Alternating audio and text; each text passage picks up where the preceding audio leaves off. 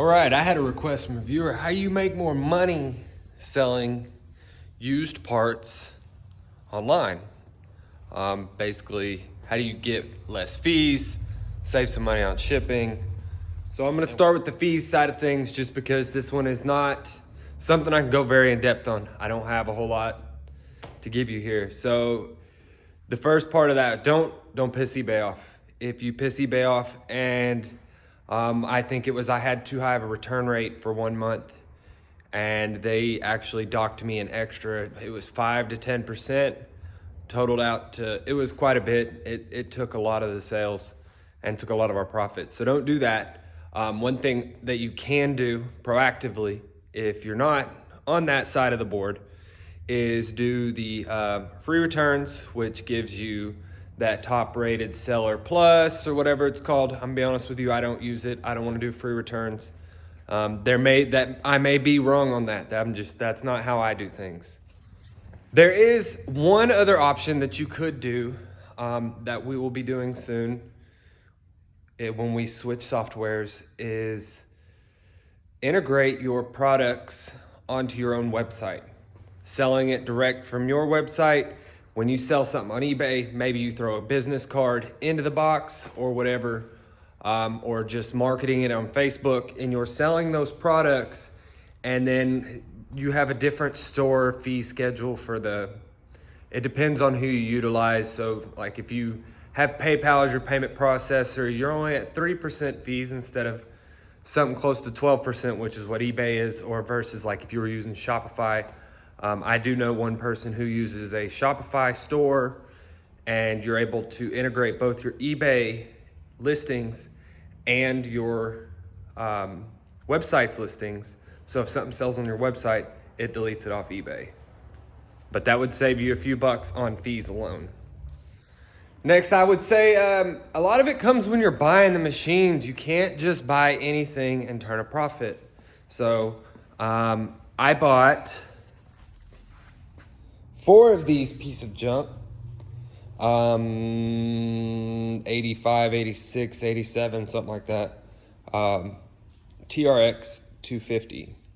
Now these parts, nobody wants them. They're not hardly selling. I bought 4 of these just for the diffs and the starter gears. Lo and behold, I didn't get a single good one out of any of it. All 4 of them, not a single good gear. But that's beside the point. Anyway, when you buy these machines, you need to make sure that you're buying a machine that gives you enough profit to be worthwhile. So you go out, you buy something, you're gonna make your most money off a handful of parts. That's where all your money comes from. Most of the products that I have in here are just the extra stuff that keep the shop flowing, keep everything going. Aside from that, if we parted out something like this Prairie, the rear diff, the recoil, the CDI, I think the head's worth like $300. And then for the most part, the rest of this machine isn't worth that much. A lot of the products aren't. I think I throw the cases in the trash. Cranks aren't worth anything because they rarely fail. So you want to make sure you're getting the most profits, make sure you're getting the best deals. Make sure you're buying your bike for the right prices. Make sure you're buying the right machines. A lot of what we got in here right now is not good parts quality stuff. These are actually stuff that we're working on. So that would be one method to really keep your profits higher. Another option you could do is on certain machines that you get in, this seat looked terrible. And don't get me wrong, the foam's still damaged underneath, but now it's a nice looking seat. A lot of people buy more off the aesthetics than anything else. So if you actually put a seat cover on something where this would have been a $100 seat, could possibly get $200 out of it now. That's speculative, but because I've never actually tried that. That is just an idea. These fuel tanks on these Kawasaki's, a lot of them, these gauges get to where they're hard to read, almost impossible to read. And then the tank, when you go to sell it, it's worth nothing. But these are $12. If you bought this, replaced it, and sold it with that, then you could get more profit per part. Another option to get more profit per part is cleaning your parts. Some guys, they actually make more money selling nicer, cleaner, better looking parts for more money. Not all parts, just because you cleaned it don't mean it's gonna sell. There's still a lot of these parts that aren't worth anything. But for example, I do not clean our parts super clean. We sell cheaper. My goal is to get people back riding on a cheaper price versus trying to get the most money I can out of each bike, which I realize isn't the best business plan in the world, but I'm more interested in people getting riding again. This here, if you made this I got this 120-ish, something like that.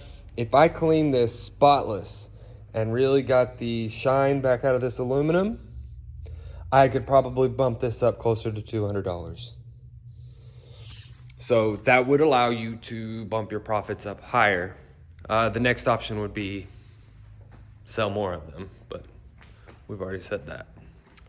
So one of the things that I've noticed over the years that helps us increase profits though is buying more dirt bikes.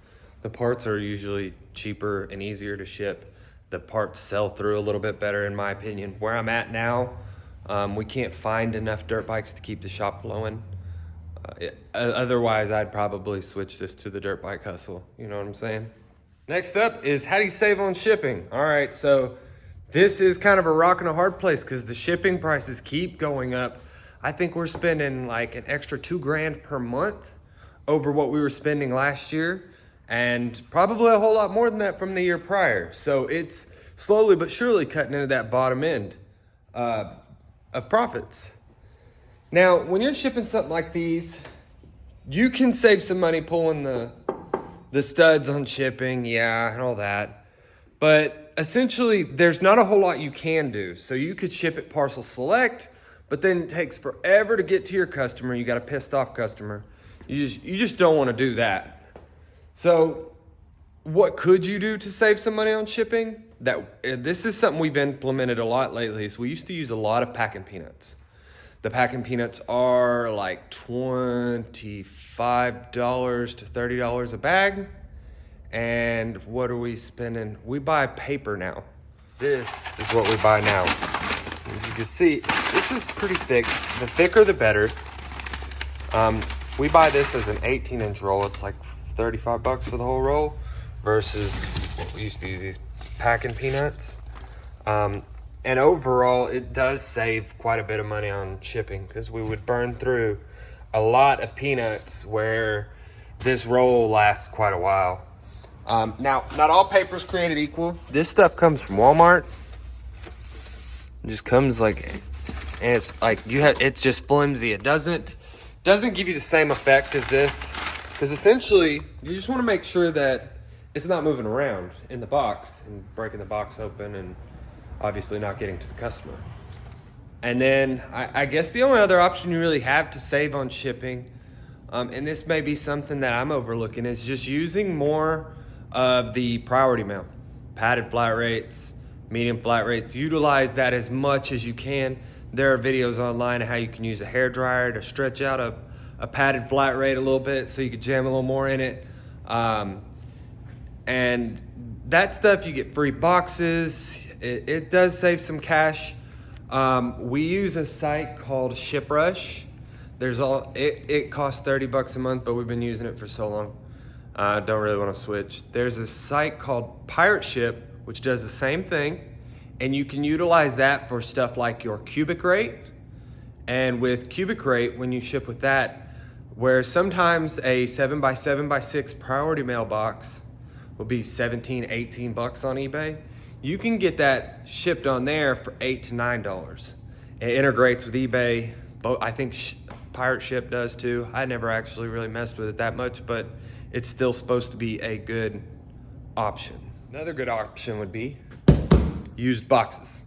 Now, I don't use used boxes because I don't really have anywhere to get them. We're in a rural area. There's not a whole lot of options.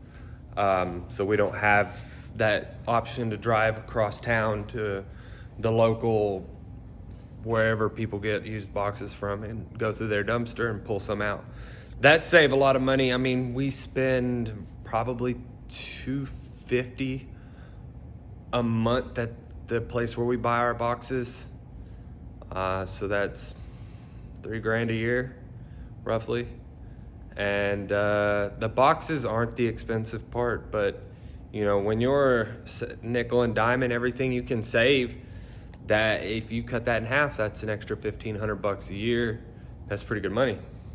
So we're gonna do a little recap. You know, buy machines that are higher value parts, cheaper to ship, and go from there. You know, you don't want to be shipping 1989 dirt bike parts if you have the option to buy, you know, 2015, because all this, a set of front forks are the same amount to ship as if they're 1985 or if they're 2015, but there's a massive price difference between the two.